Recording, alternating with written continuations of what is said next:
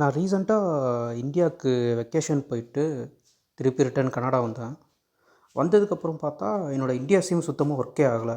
சரி என்னடா சரி ஓகே ஒரு 2, 3 டேஸ் அப்படி தான் இருக்கும். அதுக்கப்புறம் தானாக சரியாயிரும் அப்படின்னு சொல்லிட்டு நான் விட்டுட்டேன். மல்டிபிள் டைம்ஸ் ரீசெட்லாம் பண்ணி பார்த்தேன். அப்பயுமே ஒர்க் ஆகலை.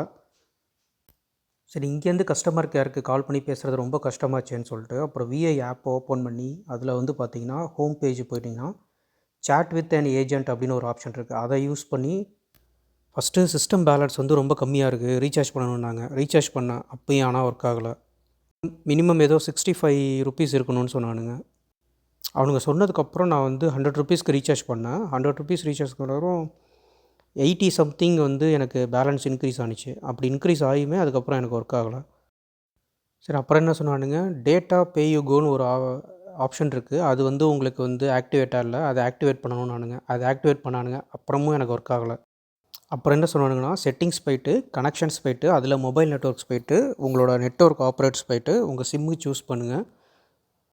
செலக்ட் ஆட்டோமேட்டிக்லி இருக்கிறத டர்ன் ஆஃப் பண்ணிட்டு, பெல்லு நெட்வொர்க் சூஸ் பண்ணுங்கள் அப்படின்னானுங்க. ஆனால் அதை செலக்ட் பண்ண ட்ரை பண்ணால், unable to connect, try later இதே தான் ரிப்பீட்டடாக வந்துகிட்டே இருந்துச்சு. அப்புறம் என்ன சொன்னானுங்க, மொபைலை மல்டிபிள் டைம்ஸ் ரீஸ்டார்ட் பண்ணுங்கள், பவர் ஆஃப் பண்ணி ஆன் பண்ணுங்கள் அப்படின்னானுங்க. அதுவும் ட்ரை பண்ணேன், அதுவுமே ஒர்க் ஆகலை. சரி அப்புறம் என்ன பண்ணானுங்க, நாங்கள் எல்லா ஆப்ஷனும் சொல்லிட்டோம், இதுக்கு மேலே ஆப்ஷனே கிடையாது, நாங்கள் உங்களுக்கு கால் பேக் ஸ்கெடியூல் பண்ணுறோம் அப்படின்னானுங்க.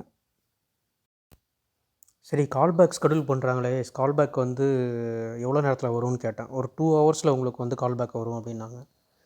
சரி நானும் நைட்டு 1 மணிலேருந்து அப்புறம் 2 ஹவர்ஸ் வரைக்கும் வெயிட் பண்ணிகிட்டே இருந்தேன். கடைசியில் பார்த்தா கால் வரவே இல்லை. அப்புறம் ரொம்ப டயர்டாகி தூங்கிட்டேன். எனக்கு ஒரு ஆப்ஷன் ஞாபகம் வந்துச்சு. ஸோ இது நம்ம சிம் டூல் கிட்டில் போய்ட்டு அதில் போய்ட்டு ரோமிங் செலக்ட் பண்ணணும், இன்டர்நேஷ்னல் ரோமிங் செலக்ட் பண்ணணும் அப்படின்னாங்க. ஸோ அது நான் ட்ரை பண்ணி பார்த்தேன். இது சிம் டூல் கிட்டில் போய்ட்டு ஃபஸ்ட்டு விஐ செலக்ட் பண்ணிக்கோங்க, அதுக்கப்புறம் ரோமிங் செலக்ட் பண்ணிக்கோங்க, அதுக்கப்புறம் அதில் இன்டர்நேஷ்னல் செலக்ட் பண்ணுங்கள். இதே மல்டிபிள் டைம்ஸ் நீங்கள் ட்ரை பண்ணிகிட்டே இருங்க. ஸோ இந்த மாதிரி பாப்பப் வரும், உங்களுக்கு வந்துருச்சுன்னா ஆல்மோஸ்ட் உங்களுக்கு ஒர்க் ஆகிரும். இந்த சேஞ்சஸ்லாம் நீங்கள் மொபைலில் பண்ணி முடித்ததுக்கப்புறம் டேரெக்டாக செட்டிங்ஸ் போங்க. செட்டிங்ஸ் போய்ட்டு அதில் கனெக்ஷன்ஸ் போய்ட்டு